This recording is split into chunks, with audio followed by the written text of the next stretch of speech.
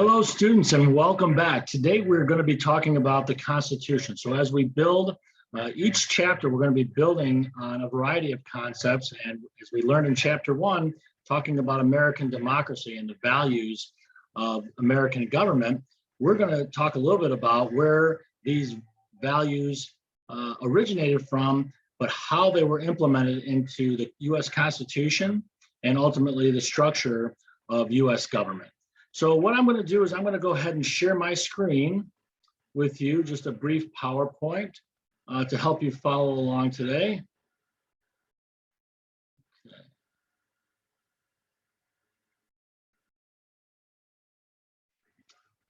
So like I said, you've already read and taken a quiz on chapter 2 based on your reading. So this is just a brief video to help flush out some of these concepts and some of these ideas that you've read about, and hopefully answer some questions if you have any. But if you have some questions, even after you watch this video and you've read the chapter, please reach out and we can chat over an individual Zoom meeting or over email.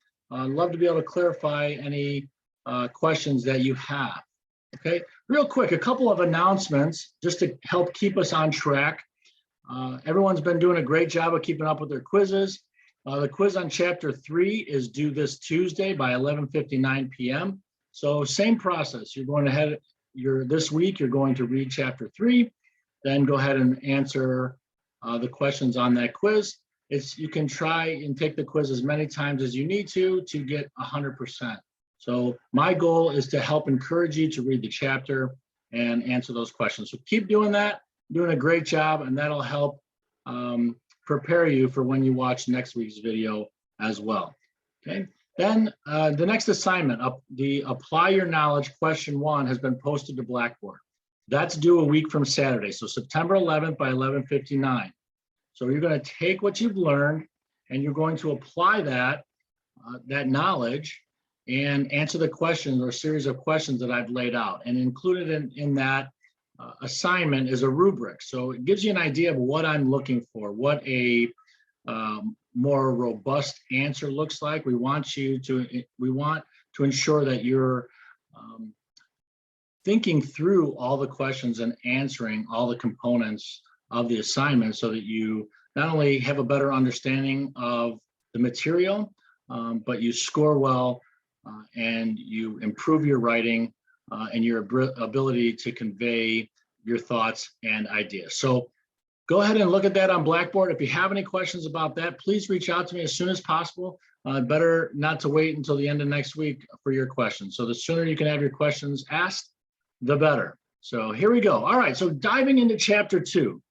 All right, so we started to talk a little bit about the ideas, kind of these founding principles. And when we think about the Constitution and how the structure of American government was built, it was built on a variety of ideas and thought and political thought, one of which, a substantial portion of that, was social contract theory, right? And it's a theory of politics that asserts that individuals form communities by a process of mutual consent, giving up a measure of their individual liberty in order to gain protection from the government.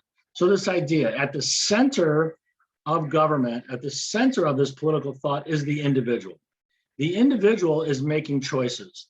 The individual decides, okay, how am I going to contribute or engage in society, right? And as a collective group of individuals, you decide, okay, how will government be structured? How will government exist to protect our individual freedoms? But the focus is on the individual, and that gets to the core of the feelings of the colonists and the founders, and that was, and as we'll see as we talk through this chapter, you'll see that idea very clearly laid out in the text of the Constitution.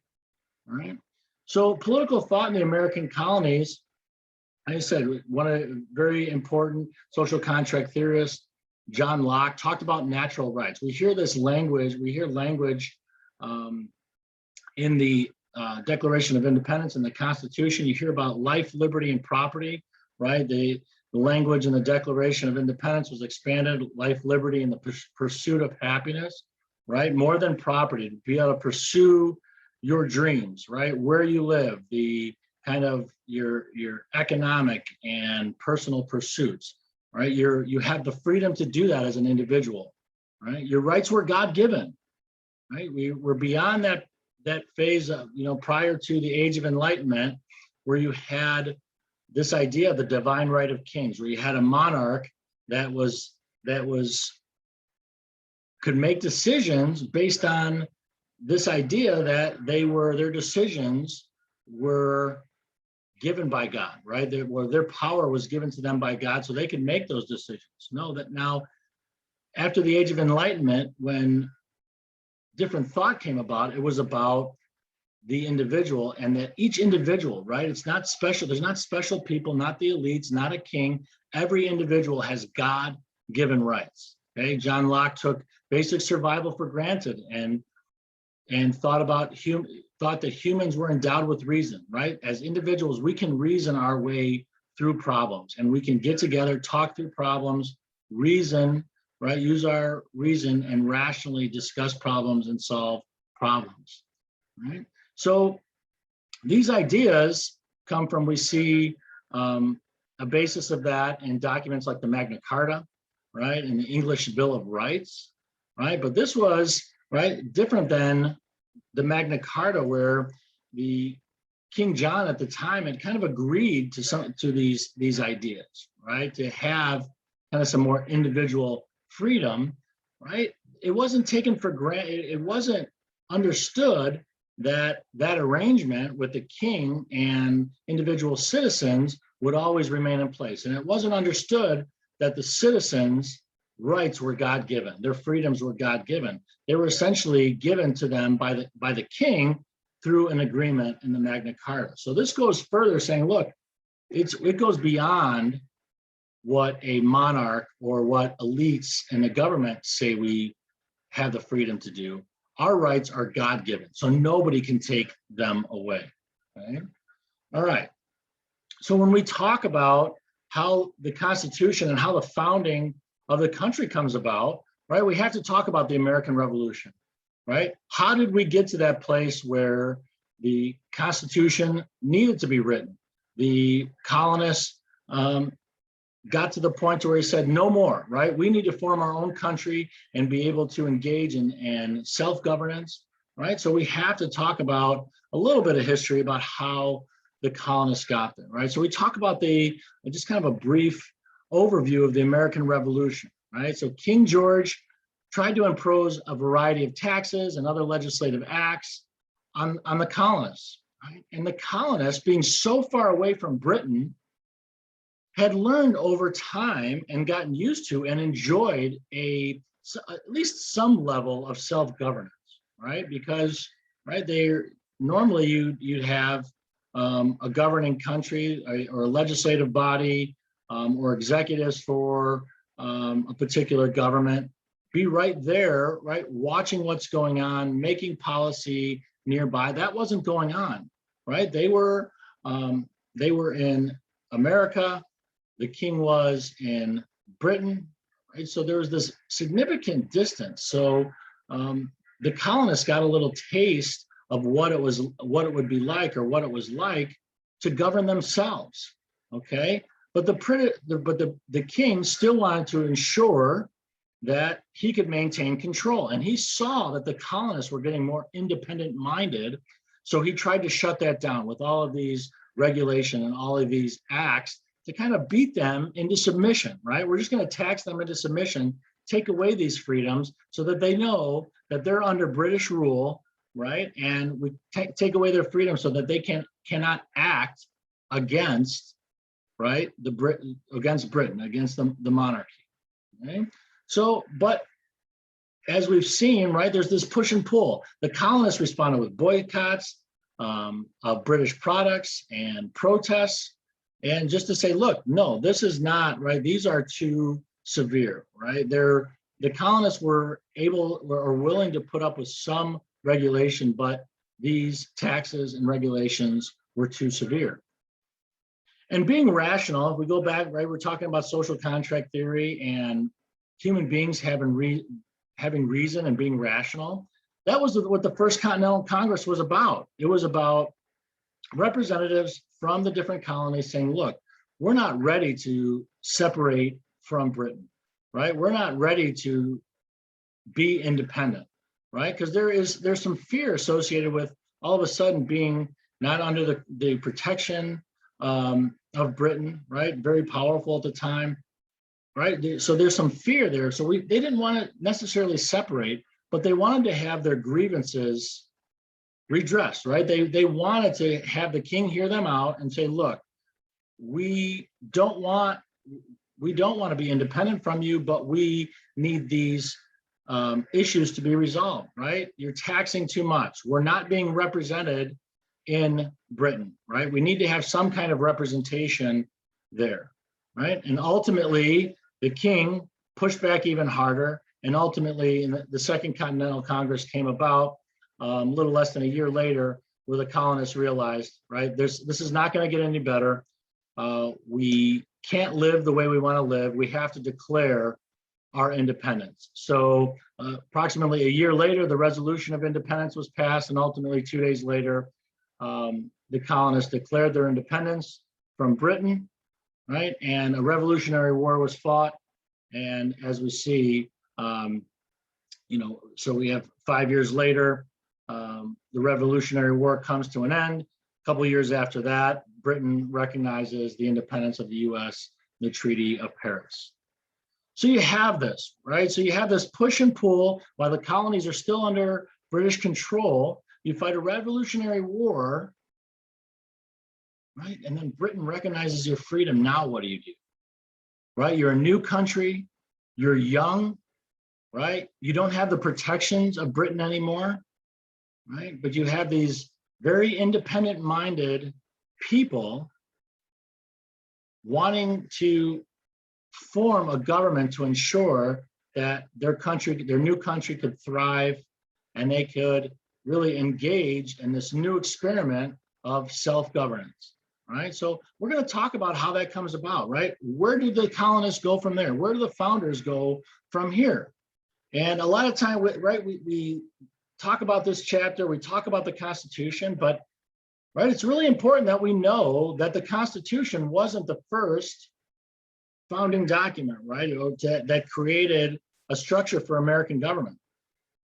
The colonists took their first shot with the Articles of Confederation, right? So this system of government, which it was a political system in which the states or the regional government had ultimate authority, and the different colonies had to come together to give the national government any kind of power. So all the power was vested in the colonies, right, and which limited the national government's power.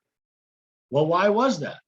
Well, we know why that was, right? So the colonies had that's how they were governing at the time. The focus was on each individual colony and each region. So that was where their focus was. They liked having the focus there. Government could be responsive at that level. They knew that each states were different and how they operated, the industries that were necessary in those particular states. So they wanted that power there because they had experience with that. In addition, they had experience with a strong national government, right? They had just fought a Revolutionary War looking to separate from a tyrannical, or what they felt was an overreaching tyrannical monarch. So they knew they didn't want a strong legislature out of fear that that kind of tyranny would happen again. So they took a shot and established Articles of Confederation in 1781, right, in the hopes of this structure allowing for self-governance of the colonies. And when the colonies needed to, they could get together and pass laws that would empower the national government to do the things the national government needed to do to protect the country and help the country thrive, right? But ultimately, we saw the collapse of the Articles of Confederation, right? The national government could not demand revenues from the state.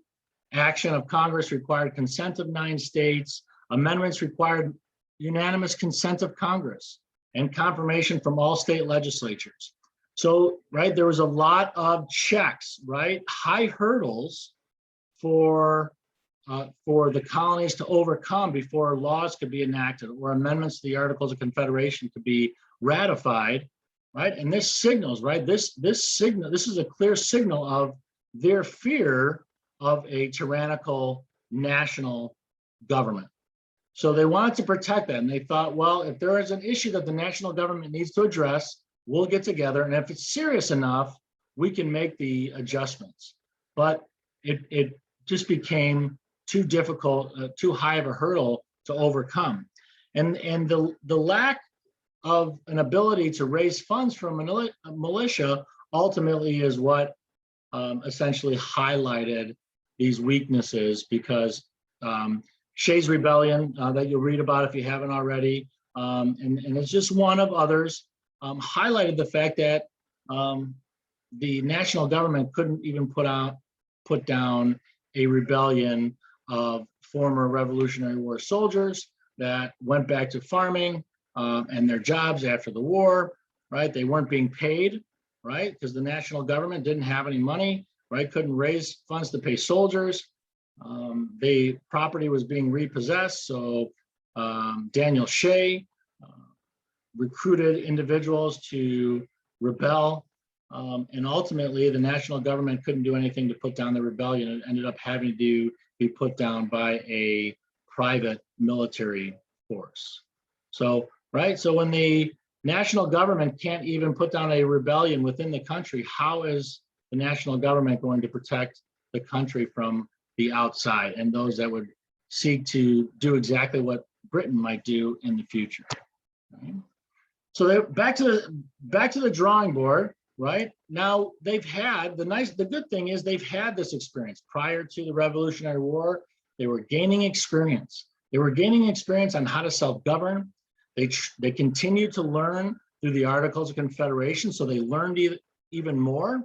They understood the government and the parliamentary system in Britain, so they were taking all of this information and continuing to work to build a document and ultimately a system of government that they could implement, but also that would protect their individual freedoms. Right?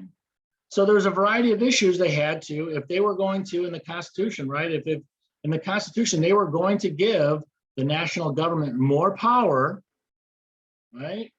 And we'll spell that out. If they were going to give the government enumerated powers, explicit powers, right? There was concerns of how to make sure the national government didn't get too powerful and make sure larger states didn't become too powerful and overpower the smaller states, right? Because that's where the colonists had their focus, at the state level. So the framers had to tackle the problems of the relationships between the state and the central government, the powers of the national legislature, the need for executive leadership, and the establishment of policies for economic stability. Right, so first comes out the Virginia Plan, right? So this is based on representation at the national level. How is Congress, the legislature, going to look? And it highlights a bicameral legislature, right? We have a bicameral legislature at the federal level now, right? A House of Representatives and the Senate. But under the Virginia Plan, both houses would be based on population. Right? Now we have the House based on population and the Senate based on the concept of one state, one vote, right? There's two senators per state, but that idea of each state has equal say in the Senate, right? So you have that balancing. With the void state laws and then a creation of an unspecified national executive chosen by the legislature. So a kind of a tip of the hat to parliamentary systems where you elect, right, a prime minister from parliament, the legislative body. So, right, choosing an executive from the legislative body. So again, using their experience and what they know to try to craft the system of government, right? And then the creation of the national judiciary would be by legislative appointment. So we have, that's a little bit different than what we have now, right? We have a nomination by the president and then confirmation in the Senate. So obviously the Virginia Plan was favored by large states, more populated states. The small states didn't like that. And the New Jersey plan was presented where you'd have a unicameral legislature based on the idea of one state, one vote, right? Just like under the Articles of Confederation.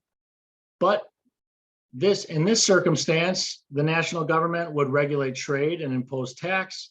People elected to Congress would form an executive, so some similarities there. And then the executive office would appoint a Supreme Court, okay? The plan was thought as a amendment to the Articles of Confederation. Okay.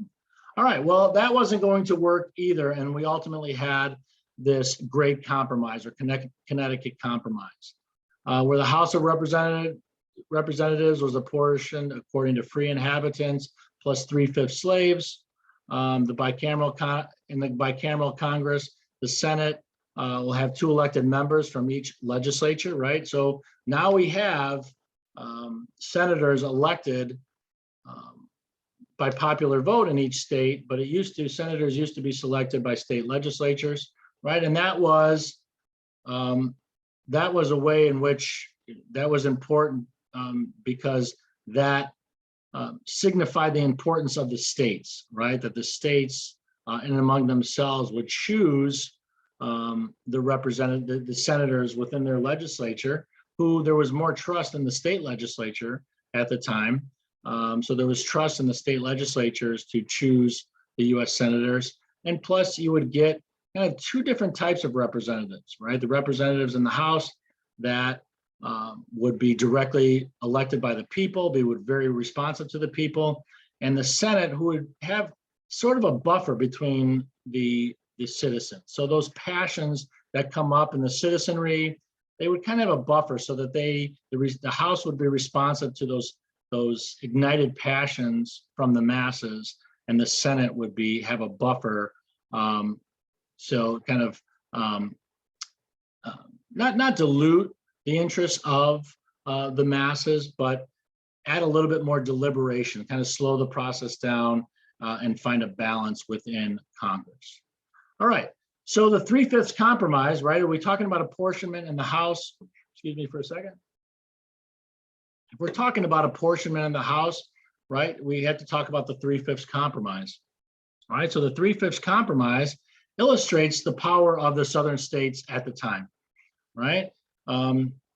We're talking about the 3/5 compromise a lot these days, right? It's brought up in conversation quite often in civil discourse these days, right? And some folks point to that as highlighting, right, how African Americans have been treated in this country's past, and absolutely that needs to be talked about.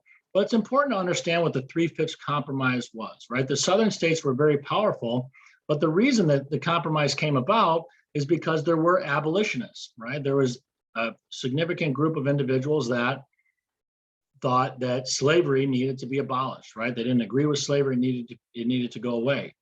And they didn't want to reward southern states for engaging in slavery. So the southern states wanted slaves to be counted as one person, each slave to be counted as one person. The abolitionists wanted slaves to be counted to not be counted at all, right? If you're going to enslave people, they shouldn't be counted, because if they're counted, you're going to get more representation. And they didn't want the southern states to benefit from that on the backs of slavery. So why did we finally agree on the 3/5 compromise? Well, unfortunately, the colonists, if you kind of put your colonist hat back on and try to put yourself in that position, right? Your country's in its infancy, right? It's vulnerable to the outside, right? Because, right, you have to work together to build an economy, right? You need to raise money for a military. It's very important to protect and be able to work together, protect and help this new country prosper. So the founders made the difficult decision to say, look, right, what's most important, right? If we're going to come together as a country, we need to solve this issue. And the most pressing issue was ensuring the country would stay together and could work together in the hopes that potentially which it ultimately was, slavery would be abolished later, right? And the southern states knew that as well and said, look, they're willing to compromise as well, because the focus was on bringing the country together so that it could prosper and protect itself. All right.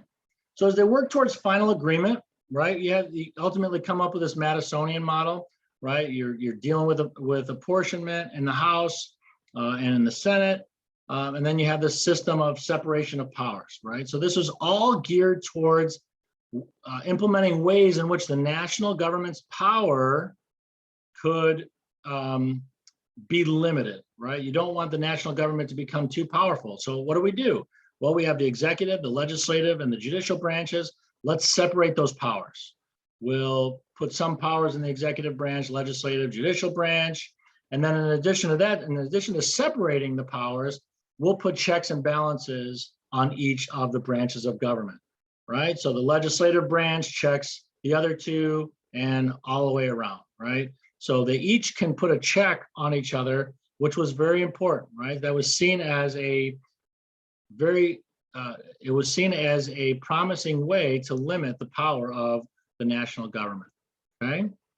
In addition, there was concerns about, well, what power would be left to the states? And so the system that was developed was a federal republic with enumerated powers for the national government, right? Powers that are spelled out, and we'll talk more about them as we move through the course when we talk the next chapter, chapter 3, about federalism. But enumerated powers that were given to the national government, and then reserved powers, we see that in the 10th Amendment, reserve powers for the states, right? Because that was very important for the states to still reserve power in the system of government. So you have this federal republic in which the national government has some powers, the state has some powers. There are, which we'll discuss next week, concurrent powers, things that they both can do, and how federalism has changed over time. We'll talk about that. But the idea was, right, to ensure that there was still power at the federal level, or at the national level, but also at the state level, right? But ultimately, when the national government did have authority to act, that their decisions would be supreme, right? That the national government could override states, state laws when the national government had the authority to do so. All right. So here we are. We have this document written, right, that's spelling all of these things out, all the things you've read in the text, all the things we've discussed to this point, right? But there's still skeptics, right? There's individuals pushing for ratification, the Federalists, right? And in the Federalist Papers, that's the case that's being made, right? They talk about representation and they talk about the separation of powers, right? Because people were concerned, the anti-Federalists were concerned that you would have this elite group, you would have this aristocracy, this rule by elite, and an overburdening central government. And so the Federalist Papers, right, the writers of the Federalist Papers were making the case, like making their arguments and connecting the anti-Federalist argument, say, okay, well, you're saying the national government can become too powerful. Well, it won't happen, and this is why, right? Federalist Paper 51, discussing the separation of powers. The idea of factions, right? In Federalist 10, the idea that you can't, right? The national government won't become too powerful because it's too difficult to get one large faction to come together to kind of override the will of the minority, so to speak, right? And then you talk about representation, how the representation would be apportioned, right? Talking about how difficult it would be to pass legislation out of both houses, exact legislation to move on to the president's desk, and the president's ability to veto legislation that's not appropriate or constitutional or he or she doesn't agree with, right? So making these cases, and then also making cases about the importance of the executive, right? People were fearful of, like, the monarch, right, of a single executive, but they made the case that, look, we're going to make legislation difficult to pass, but there are times in which a single executive has to be able to act in the interest of the country without having to go through a long, drawn-out process of Congress. And so having the energy of a single executive can be very important, right? So they're trying to combat the arguments of the anti-federalists and those that were concerned about a strong national government, right? So ultimately, the Federalists won out. New Hampshire was the ninth state to ratify and put the Constitution into formal effect, right? And we always talk about the kind of what's formal versus what's practical. And Virginia and New York had not, the largest states at the time, had not ratified the Constitution. So while the Constitution was in effect, it wasn't until Virginia and New York ratified the Constitution that the country could really move forward, right? Because of the amount of people, the economic engine of what those states could produce, right? Without those states, yeah, you had a system of government in place, but the governing and moving forward as a country wouldn't be practical without New York and Virginia. Okay?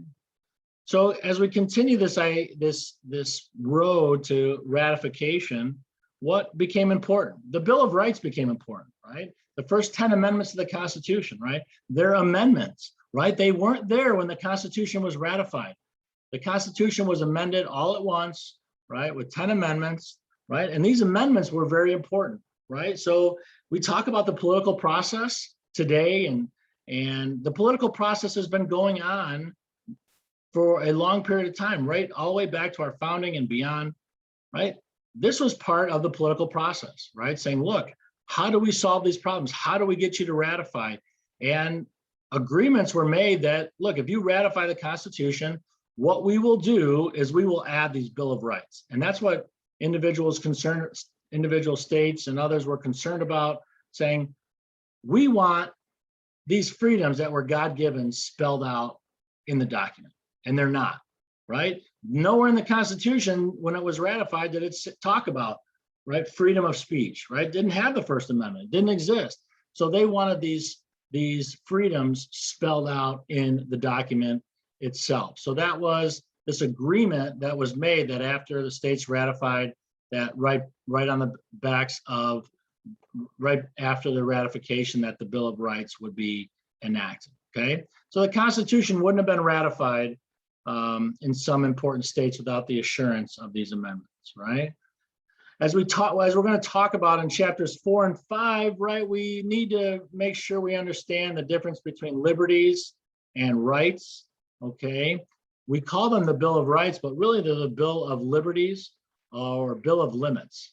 And we'll talk more about that in chapter 4, but Bill of Limits meaning things that the government can't do to you, can't take away from you. Right? The government, it doesn't matter if the legislature votes unanimously to take away your house, they can't do it. Right? If they vote unanimously to take away your ability to practice your religion, can't do it. Right? Read the First Amendment. Right? So it places limits on what the government can do. It places limits on their power. Okay? And then there was no explicit limits on state government powers at the time. Right, but then we point to the 10th Amendment. Now we'll talk about incorporation theory in chapter 4, but at the time there's no explicit limits on state government powers. Right? All right, so amending the Constitution. Right, so this was another system that needed to be addressed, another component of the Constitution that needed to be addressed. Again, to say, right, we understand how issues come about, how people's passions can be overwhelming, right? But if we're going to amend the Constitution, you know, we talk that you hear it in the Declaration of Independence, right? You shouldn't make significant changes to the government, right? These sweeping decisions for light and transient causes, right? They wanted to ensure that when an issue came up that was so significant that the Constitution needed to be amended, that it wasn't just a passing fad, that it wasn't so easy that it could be done at any point in time. Wanted to make sure it was so important that you could get 2/3 of a vote of each chamber of commerce to amend, Congress to amend the Constitution. And you could get, or have a national convention called by 2/3 of the state legislatures to amend the Constitution. right? So that first part of just meeting or to propose a amendment to a constitution, that's substantial in and of itself. Now, the ratification of the amendment itself goes even further, right? A positive vote of 3/4 of state legislatures. And then, or you'd have a special convention of the states where you have a positive vote of 3/4 of them, right? So a very high hurdle, right? Again, the framers, right? Depending on how you look at it, right? Some say it's too high of a hurdle. Some say, right, it works because we want to have consensus, right? This was built around a high level of consensus. An issue that was light and transient, it would be a passing fad. We don't want those passing fads to constantly be upending the Constitution and amending the Constitution back and forth, right, left, whatever the case might be. We want to make sure that this is a significant, ongoing, pressing issue that needs to be addressed. And if you look at the amendments, those are that, right? The Bill of Rights, but as you go on, right, think of the 19th Amendment, right? Women's suffrage, that was an ongoing battle, that was a sustained battle to ensure that amendment got passed. And you see that at every step of the way, that being the case, right? So consensus was key to ensure that the country as a whole could come together and at least substantially, a supermajority would agree that an amendment would need to be proposed and ratified. Okay. All right.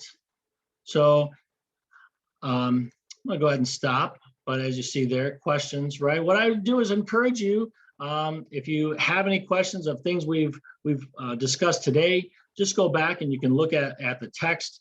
You can always reach out to me to ask any questions to clarify. But what I want you to do is take really, right, as we build throughout this course, this is one chapter, right? We don't read one chapter and then close it out and then move on to the next chapter.